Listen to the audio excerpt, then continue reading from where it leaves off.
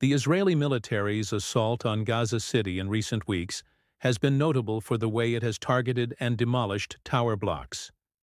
This video was filmed today, the latest in a series of strikes seemingly designed to bring the buildings to the ground. Israel says it issues warnings to evacuate the area before striking. Prime Minister Benjamin Netanyahu, I beg your pardon, was asked why his armed forces were turning to this tactic. "We're not bringing down those towers to intimidate people. Those towers are serving as Hamas strongholds. But what we're doing is we're telling the population because we're going to take over and destroy the Hamas stronghold. They are one of the last two strongholds, and the most important one that Hamas has left in the Gaza Strip. We ask you to leave." And what is Hamas doing? They are asking them to stay because they want to use them as human shields, as they've done from the beginning of the war. Well, let's speak now to Tess Ingram, a spokesperson for UNICEF who's in Al-Mawasi, where many Palestinians leaving Gaza City have traveled to. And Tess, thank you very much for joining us on BBC News. And Israel describes Al-Mawasi as a safe zone. Explain for us, if you would, what conditions are like there. It is not a safe zone. It is not a safe place for two reasons. One, because there are inadequate services and supplies here to sustain the current population, let alone if hundreds of thousands more people come. And it's also not safe because, as we've seen continuously throughout this conflict, this so-called safe zone has come under attack, including about 2 weeks ago when at a water point 8 children were killed, the youngest 3, while just waiting to fill up jerry cans. The situation here is even knowing that people are beginning to come to this area because they have no good options. It's becoming more crowded by the day on the streets of Al-Mawasi here, and the families that I speak to are just despairing around how they're going to survive. I spent the day on the road today talking to people on the move. Many people walking into the unknown, not knowing where they're going to set up, and not having tents or other essential supplies to help them do so.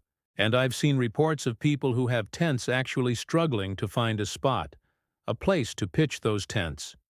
That's right, because it's so crowded, and we've really noticed a difference just in the last few days of more people setting up on the shoulders of roads or in places that look quite precarious because there's just not enough space. But on top of that, service delivery is a challenge. For example, water. People are walking a long way now to try and get access to safe water to drink. And UNICEF is doing what we can, trucking water further out to try and help those people, but the response needs to increase dramatically if it's going to meet the needs of this population increasing in the condensed area. What else can UNICEF do at the moment? Describe that for us, given the conditions. We are trying to serve people wherever they are. So we are still in Gaza City, where 800,000 people at least remain, and a famine has been confirmed. So we are determined to stay on the ground there and to try and support the families that remain there. On the road today, we're supporting families as they moved. We're trying to prevent children from getting separated by giving them identity bracelets with their parents' names and phone numbers. We're providing water and counseling services. And then when people get to Al-Mawasi, we're there. We are trucking water. We're also providing nutrition support. We are doing everything that we can. But the story remains, this is not a safe place. Aid remains insufficient. And what people are being asked to do leaving Gaza City is really a death march for the most vulnerable. And as much as people are arriving in Al-Mawasi, are you also seeing people who arrive and then decide that they have no choice but to head back towards Gaza City? I was in Gaza City some days ago, and I met with a family who had done exactly that, who had come down the road Abala in the middle area, turned around and gone back again, because they said they couldn't find adequate space. The only space that they could find was up for rent for a very expensive fee. And so they decided to stay in Gaza City with their children, one of whom has malnutrition. And I think this is the case for so many families trying to decide what to do with a really terrible set of options. And in terms of situations that you've dealt with before, Tess, what do you see as the solution, the immediate solution here? Obviously, there are efforts to try to get to an end to this conflict. We don't know given what happened in Qatar last week. We don't know where mediation efforts will go from here.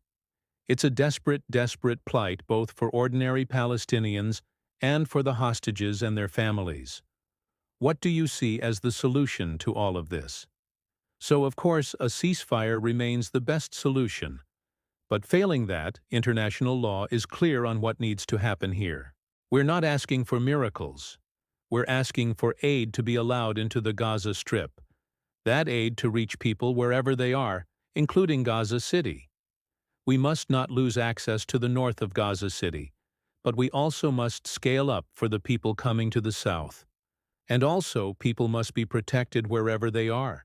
Whether they stay there or whether they leave, they must be protected under international law. Now, unfortunately, in this conflict, far too often we're seeing complete disregard for those rules, for the provision of aid and the protection of civilians. But now, in this moment, we need to see that more than ever.